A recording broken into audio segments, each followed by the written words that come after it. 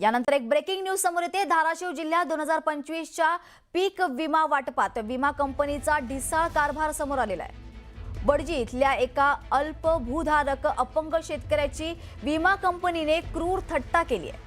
गेल्या वर्षी अतिवृष्टीत संपूर्ण सोयाबीनचे पीक वाहून गेलं होतं। शेतीसाठी हात उसने पैसे घेऊन या शेतकऱ्याने 700 रुपयांचा विमा हप्ता भरला होता। मात्र आता नुकसान भरपाई म्हणून विमा कंपनीने या शेतकऱ्याला अवघे 211 रुपये दिले आहेत। स्वतः अपंग, पत्नी अंध आणि सांभाळ करणारी मुले बाहेरगावी अशा बिकट परिस्थितीतही विमा कंपनीने अत्यंत तोकडी मदत दिल्याने हा विमा स्वीकारणारच नाही असा आक्रमक पवित्रा या शेतकऱ्याने घेतलाय। केवळ एका शेतकऱ्याचीच नव्हे तर संपूर्ण वडजी गावावरच विमा कंपनीने अन्याय केल्याचा गंभीर आरोप गावकऱ्यांकडून करण्यात आलाय।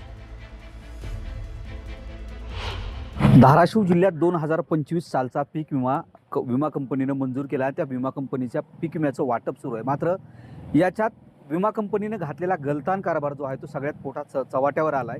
आपण आता वाशी तालुक्यातील वडजी या गावात आहेत। आपल्यासोबत हे अपंग शेतकरी आहेत। या शेतकऱ्यांना तशी बघायला गेली तर नाम मात्र 60 गुंठे एवढी जमीन आहे। यांनी उसने पैसे घेऊन त्यांना एकतर घरात सांभाळायला कुणी नाही याची त्यांची अडचण आहे। घरी त्यांची पती पत्नी तेच आणि उसने पैसे घेऊन त्यांनी 700 रुपयाचा विमा भरला होता। केवळ नाम मात्र 270 रुपये पीक विमा आला आहे। ते शेतकरी आपल्यासोबत आहेत।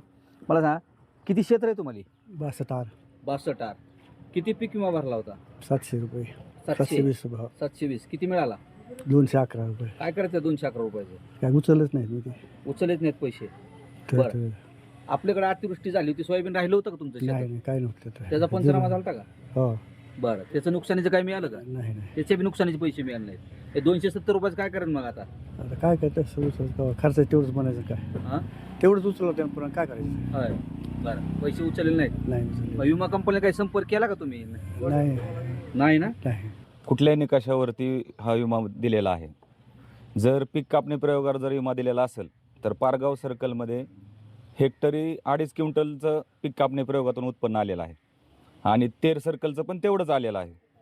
तर पारगाव सर्कलला 2700ने पैसे दिलेले आहेत आणि तेर सर्कलला 24,800 रुपयाने पैसे दिलेले आहेत। मग पीक कापणीमध्ये जर उत्पन्न तेवढंच असेल, जर पीक कापणीवर दिला असेल तर दोन्हीला समान मिळायला पाहिजे। आणि जर यांना सॅटेलाईटवरनं म्हणतात की आम्ही सॅटेलाईटवरनं बघितलेलं आहे, तर जे पीक कापणी करणाऱ्या अधिकाऱ्याला जे उत्पन्न दिसलं ते सॅटेलाईटहून ह्यांना काय दिसलंय, यांच्याकडे कुठला नवीन म्हणजे काय आहे? हा, मोठी आहे। तर मग हे कंपनीनं पूर्णपणे याच्यामध्ये हे गोंधळ केलेला आहे। विमा भरला होता 1160 रुपयाने हेक्टरी, आलाय 985 रुपये हेक्टरने आला। किती नुकसान झालं मग?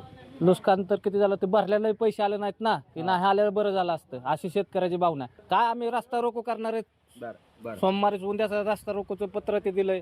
शेतकरी आम्ही रस्ता अडविणार आहेत उद्या। ठीक हो. बरं, शेतकरी आक्रमक रास्ता रोको। आता यांच्या जर परिस्थिती बघितली या बाबांची तर यांना नीट चालताही येत नाही। त्यांनी जर उसने पैसे घेऊन जर विमा भरला असेल आणि त्यांना जर केवळ 200 रुपये हा विमा आला असेल तर त्या विमाचं करायचं काय असा मोठा प्रश्न आहे। त्यामुळे नेमकी ही पाहणी करताना किंवा विमाचे निकष लावताना विमा कंपनीने काय घातलं होतं आणि कशाच्या आधारे हा केलाय हा मोठा प्रश्न या निमित्तानं उपस्थित होतोय। सागर जाधवसह बालाजी निलफळ, न्यूज 18 मराठी, वडजी, धाराशिव।